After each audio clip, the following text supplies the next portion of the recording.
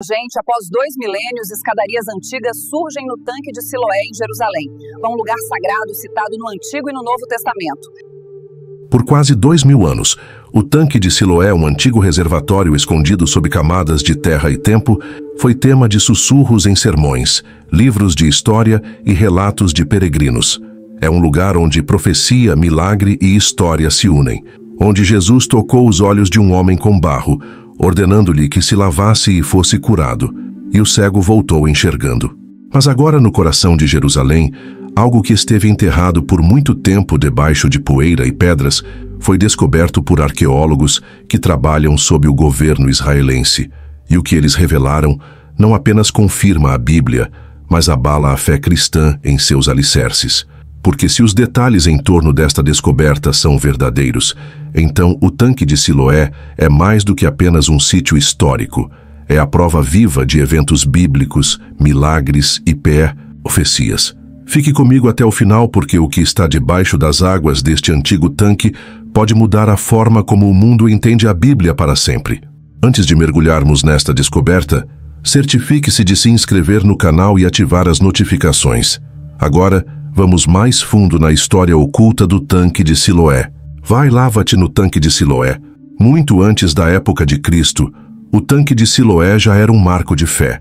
O próprio profeta Isaías mencionou suas águas tranquilas, repreendendo Israel por desejar os rios poderosos da Assíria, em vez de confiar na provisão silenciosa de Deus através de Siloé. Foi o rei Ezequias que, preparando-se para o cerco assírio, esculpiu seu famoso túnel na rocha sólida, trazendo água da fonte de Gion diretamente para o tanque de Siloé. O tanque não era apenas uma fonte de água, era um símbolo da fidelidade de Deus em tempos de provação. Quando Neemias reconstruiu Jerusalém após o exílio, ele menciona Salum, filho de Colosé, um homem temente a Deus que reparou a muralha de Siloé, perto do jardim do rei.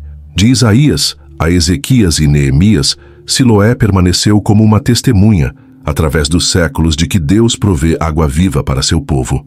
Mas foi nos dias de Jesus que este tanque atingiu seu momento mais inesquecível. O Evangelho de João nos conta que, enquanto Jesus caminhava por Jerusalém, ele viu um homem cego de nascença. Este homem nunca tinha visto a luz do dia, nunca tinha visto os rostos de seus pais, nunca tinha vislumbrado o templo brilhando ao sol. Diante desta escuridão, Jesus se curvou, cuspiu no chão, fez barro com as mãos e o colocou sobre os olhos do homem. Então ele deu uma ordem simples: vai, lava-te no tanque de Siloé. Obedientemente, o homem caminhou, tateando seu caminho até o tanque. Ele se lavou, e quando levantou a cabeça das águas pela primeira vez em sua vida, a luz inundou seus olhos. O céu, as pedras, as árvores, o templo, tudo brilhou diante dele em cores e clareza. Ele voltou enxergando. Este milagre abalou Jerusalém. Alguns se alegraram, alguns duvidaram, outros ficaram furiosos. Mas por séculos depois, os céticos o descartaram como nada mais do que uma lição espiritual, uma parábola em forma de história. Eles alegavam que João tinha inventado o tanque, que o evangelho nunca foi feito para ser história. Mas as pedras estavam à espera. No verão de 2004, trabalhadores municipais estavam cavando na cidade de Davi para consertar uma linha de esgoto. De repente, a máquina atingiu uma pedra. Quando a poeira baixou, o contorno tênue de duas antigas escadarias apareceu. O trabalho foi imediatamente interrompido. Arqueólogos correram para o local. Um deles olhou para os degraus e soube na hora o que haviam encontrado. Era o tanque de Siloé. O que começou como 2 degraus, logo se tornou algo de tirar o fôlego. Um enorme tanque construído em forma de trapézio. Seus lados se estendiam por mais de 68 metros. 3 conjuntos de 5 degraus corriam ao redor de seu perímetro, permitindo que os fiéis descessem em diferentes níveis de água. Era maior do que a metade de um campo de futebol, um reservatório monumental capaz de abrigar milhares de pessoas. Este não era o pequeno tanque que os peregrinos tinham visitado em séculos posteriores. Este era o tanque da época de Jesus, o tanque onde o cego se lavou e voltou enxergando. Moedas embutidas no gesso confirmaram isso. Moedas judaicas e romanas do primeiro século provaram sem sombra de dúvida que este era o tanque em uso durante a própria vida de Cristo. Os céticos não podiam mais descartá-lo como lenda. O tanque de Siloé era real, exatamente como João o descreveu. Mas a descoberta não parou por aí. À medida que as escavações continuavam, os arqueólogos desenterraram algo ainda mais extraordinário, uma ampla estrada pavimentada que levava diretamente do tanque de Siloé até o monte do templo. Esta era a estrada dos peregrinos. Por séculos, os fiéis judeus se banhavam nas águas de Siloé para se purificar, e então caminhavam por esta mesma estrada, cantando salmos enquanto subiam ao santo templo de Deus. Imagine isso, o cego recém-curado, correndo por esses mesmos degraus com os olhos bem abertos, maravilhado com a visão de uma cidade que ele apenas tinha ouvido falar, mas nunca visto. O próprio Jesus deve ter caminhado por esta estrada, subindo com seus discípulos, ensinando à medida que ia. Cada pedra ainda carrega as ranhuras de incontáveis pés, os ecos de vozes cantando salmos de ascensão. Alegrei-me quando me disseram, vamos à casa do C. Horror. Para os céticos, isso foi uma revelação devastadora. Se o tanque era real, se a estrada era real, então a história tinha uma base real. O Evangelho de João não poderia mais ser descartado como alegoria.